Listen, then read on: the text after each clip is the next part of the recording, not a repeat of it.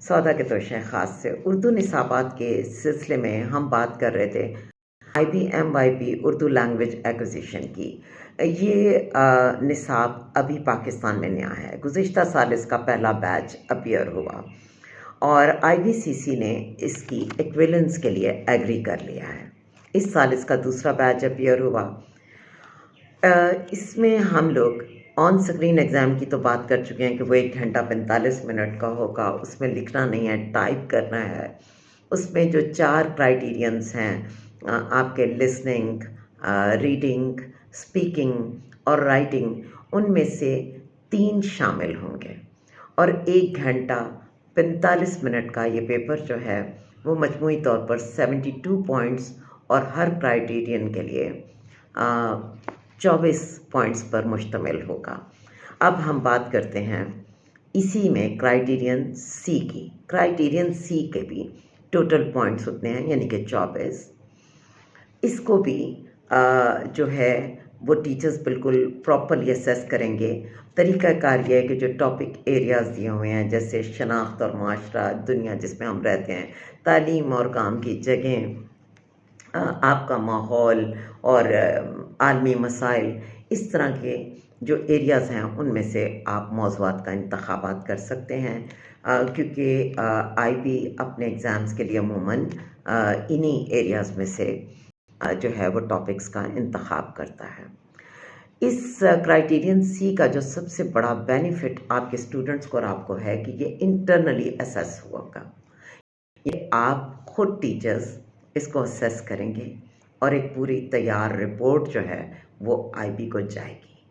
और जब आप सब स्टूडेंट्स की रिकॉर्डिंग्स डेटाबेस में एंटर कर देंगे, तब IB आज खुद डिसाइड करेगा कि उसने सैम्पल्स के लिए किन बच्चों का काम जो है वो चुना है, और फिर मॉडरेशन के बाद उनको एक जनरली जो ग्रेड दिया जाएगा वो सब बच्चों के पास चला जाएगा। ग्रेड सुनी, यहाँ पर स्कोर्स होते हैं 1 to 7 के बीच में।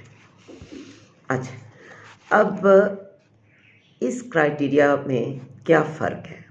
सबसे पहला फ़र्क, जैसा कि मैंने आपको बता दिया, कि आप इसकी प्रैक्टिस भी करवाएंगे, आप इंटरनली इसे असेस करेंगे, ग्रेड करेंगे।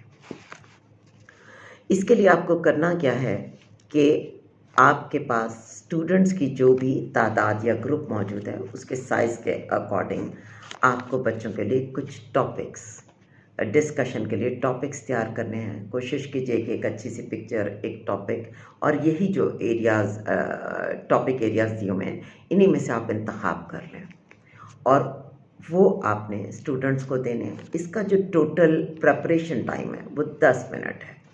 बच्चे किसी किस्म की कोई डिवाइस अपने साथ नहीं रख सकते। वो एक नोट पैड और एक पेन या पेंसिल अपने साथ रखेंगे, जिसमें हर बच्चे के आगे आप 2 मौज़ूआत जो हैं वो पेश करेंगे, और आपने ऐसी तरतीब रखनी है कि जो उसके बाद आने वाला बच्चा है उसके लिए वो सेम ना हो, यानी बदल बदल के आप मौज़ूआत की चॉइस देंगे। बच्चा उन 2 में से किसी एक को चुनेगा और उससे जो भी रेलिवेंट पॉइंट्स अपने हैं वो इन्फॉर्मेशन वो कर लेगा। सिर्फ 10 मिनट्स प्रिपरेशन टाइम।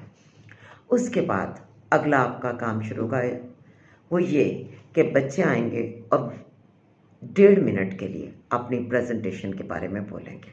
उसके बाद 2.5 मिनट के लिए टीचर और स्टूडेंट का इंटरेक्शन होगा, यानी असातिज़ा उस मौजू के मुताबिक कुछ सवालात बच्चों से पूछेंगे, बच्चे उनके जवाब देंगे।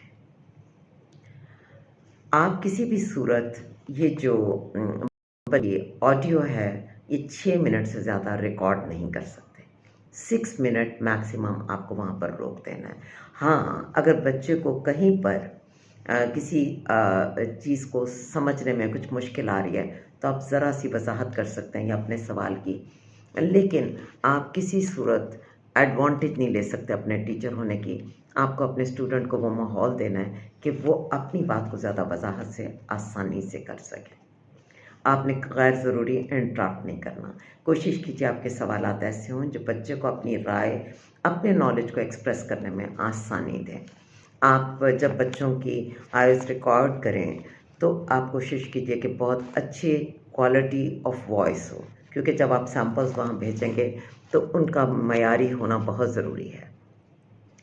इस काम के लिए आपके पास काफ़ी वक्त होता है, लेकिन बेहतर यह है कि आप इसको जिस साल बच्चे अपीयर हो रहे हैं, जैसे अब 24 के बच्चे जो हैं उनका मई अप्रैल से शुरू हो जाएंगे एग्ज़ाम्स, तो आप कोशिश कीजिए कि आप अपनी रिकॉर्डिंग्स या उनके लिए अपने पास जो आपने तैयार करने हैं अपने उन्मानात मौज़ूआत, वो सारा काम जो है वो जनवरी में रेडी कर लें।